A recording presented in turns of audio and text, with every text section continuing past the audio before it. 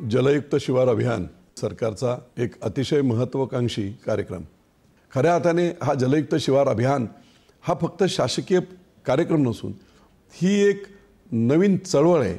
सर्वसामान्य लोकांना एकत्रित घेणे, सर्वांना एकत्रित घेणे आणि त्याच्या माध्यमातून ओढे, नाले, नद्या यांचं पुनरुज्जीवन करणे, आपले जे काही पाझर तलाव असतील, साठवण क्षमता असणारे इतर साठवण तलाव असतील, या सगळ्यांची व्यवस्थित दुरुस्ती करून घेणे, जिथे जिथे पाणी वाया जात असेल त्या ठिकाणी चांगल्या प्रकारची सजेशन्स करणे, अशा प्रकारे शासकीय यंत्रणा, लोकसहभाग असणारे आजूबाजूचे आपल्या भागातील उद्योजक, दानशूर व्यक्ती, NGOs अशा प्रकारच्या सर्व लोकांची इन्व्हॉल्वमेंट करून सर्व लोकांना एकत्रित करून हा कार्यक्रम आपण सर्वांनी यशस्वी करावा।